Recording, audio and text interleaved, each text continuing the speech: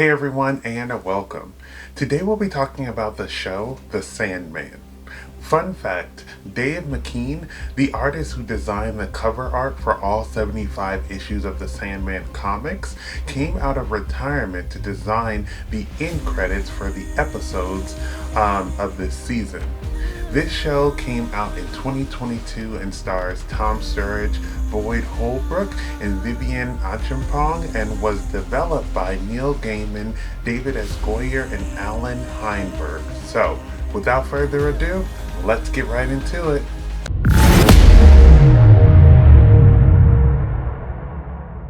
The Sandman follows Morpheus, or Dream, who is the personification of dreams and nightmares and the ruler of the dreaming, after he is captured and shows his eventual escape. Dream is an endless, which you might compare to a god, but they are more powerful than a god and are immortal. Dream goes on a mission to retrieve some stolen items, capture some rogue nightmares, and tries to rebuild the dreaming after years of neglect. The Sandman is a dark fantasy adventure based off of a comic. It has similar vibes to Lucifer, Constantine, or American Gods. The Sandman is very much a show following Dream and his adventures. The show does have different storylines going on throughout the season, following Dream's retrieval of his stolen property, dealing with the vortex, and interactions with some of his siblings. But the main focus is Dream, and the viewer is really just there along for the ride. It pulls a lot of scenes directly from a comic that is enjoyable for the comic readers, but it's also easy to digest for the non-comic readers as well. I think the casting for this show is amazing. The people that were chosen for these roles really embodied their characters and gave some truly great performances.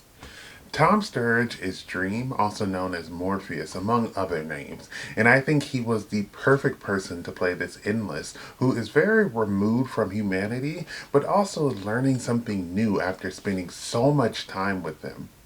I read the comics that this season was based off, and when I heard Tom's voice as Dream, it really made me think of all the times Dream spoke in the comics, and made me realize Tom's voice is the perfect fit for how I imagine Dream would sound in real life. I think for an adaptation, they really nailed their casting of Dream. Also, Tom has great chemistry with everyone he interacted with on screen. Boyd Holbrook was great as this rogue nightmare, the Corinthian. They give him an expanded role in the show to help connect the different stories, and I love how they changed this to show how he was doing anything and everything to prevent Dream from coming back. Boyd was great as this overarching villain this season and really showed how creepy the Corinthian really could be. David Thwellis really surprised me as John D. He really made you feel uncomfortable with his performance and perfectly portrayed this maniac who is on a mission to find what he deems the truth. The diner scene was one of the craziest scenes in the comic, and I was shocked that they kept it in and let us see John D completely messing up these people's lives. Before the show even premiered, I saw a video of Dream meeting Lucifer Morningstar, and I already knew Gwendolyn Christie was going to do a great job in this role. I love how calm she is, even though she absolutely despises Morpheus. She tries to talk down to him, but Dream always has a comeback just as snarky as hers. The end teases more of her, and I honestly hope to see more of her in this role because she killed it, and I must say, she also looked fabulous while doing it. Also, fun fact, Lucifer Morningstar has been brought to life from the comics twice before, in the show Lucifer and also in the film Constantine. Lucian was Dream's right hand and the person who kept things as orderly as possible while Dream was gone. I love how knowledgeable she is and how everyone looks to her for answers because they know how smart she is. By the end of this season, we see her realizing how important she is and how Dream wasn't respecting her, and she makes him realize how valuable she is. Joanna Constantine was like in one episode, but after that episode, I was down to watch a spin-off series about her. It just was such an interesting take on the character Constantine by gender flipping it, and then also, just the whole episode was just such an interesting one. So I'm really hoping fingers crossed that we can get a Joanna Constantine spinoff. There's an episode where Dream meets up with his big sister Death, and it led to some really great scenes in which Dream watches Death do her job. One thing in the comic and in the show that I found fascinating was how they portrayed Death as an entity who was kind and one who knew the importance of humanity and feeling sympathy. I feel like death is always seen as such a bad thing in shows, which don't get me wrong, I understand, but this show showed that death is unfortunate, but you are not alone and are welcomed by a kind entity who wants to make the process as smooth as possible. Kirby Howell Baptiste perfectly portrayed the kind and wise Death and showed how even though death is a dark thing, she wouldn't change anything about the job that she has to do. I love seeing some of the different worlds we visit, from the dreaming to hell to the threshold. It was cool to see how many of the Endless and Lucifer manage their own domains and how they are rules when you're entering someone else's domain. I love how the Endless each have different sigil rooms, so if they need to go to a sibling's, realm, they can. And the sigils each represent something important to that particular Endless. One thing I wish the show would have dived more into is just how powerful Dream could be.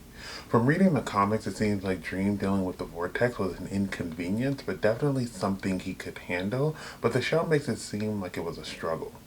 I would have loved to see how powerful he could be to further show how removed him and his siblings are from the human realm. Also, why was everyone so hateful to Dream? I get it, he left for a long time and sometimes he could be a smartass, but it seemed like no one wanted to listen to him, and like every episode, someone was hating on him, which is just rude. There is a collection of 4 comics that take place after the Rose story arc that I didn't think they would adapt, but was surprised that Netflix decided to surprise the fans and drop it 2 weeks after the show premiered. They adapted 2 of the comics, Dream of a Thousand Cats and Calliope, into an episode. Dream of a Thousand Cats had an impressive voice cast, and it was cool that they decided to animate that story. I thought it was cool to show that Dream is in charge of all dreams, not just dreams that come from humans, and that dreams really shape society. Calliope shows the lengths that people will go to for success. This man abuses her so that he is inspired to make an amazing book, and as she tries to find an escape, she reaches out to Dream for help. I thought that this episode not only shows that Dream can be very scary when you hurt someone he cares about, but also showed how Calliope was hurt and held captive, but still chose to be the better being.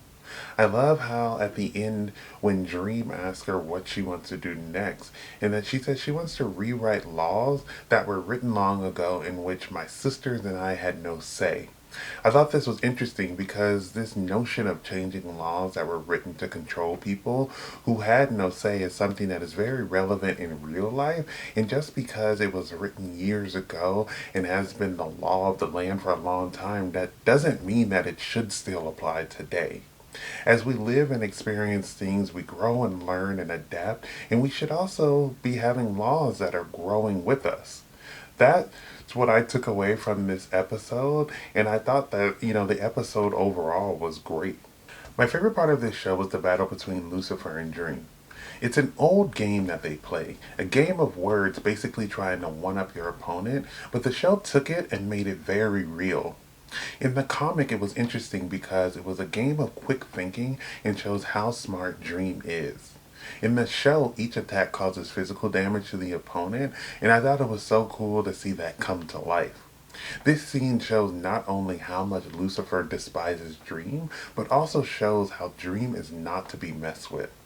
It was such a well-shot scene, and the effects were cool, and don't even get me started on the battle attire because they both looked amazing. I love how they took such a simple scene and made it extraordinary. The Sandman shows us that you can make adaptations and change stuff from them because over time we learn and adapt and change our perspective when we learn new things, and when adapting something we might want to include some of what we've learned into our adaptations, which I think is cool with this show because it showed that Neil Gaiman has changed his thought process since he originally wrote The Sandman, and that's okay. The show is really faithful to the source material while adding in some new elements that help tie the stories together. The cast is phenomenal and it really kept my interest throughout the whole entire season. I really hope we get more seasons of this show, but if you have not watched The Sandman, then I suggest that you watch it. Thank you for watching my video. I would love to hear your thoughts down below in the comments. If you have not subscribed, please do so you can keep up to date with more of my videos. But besides that, everyone stay safe, have fun, and goodbye.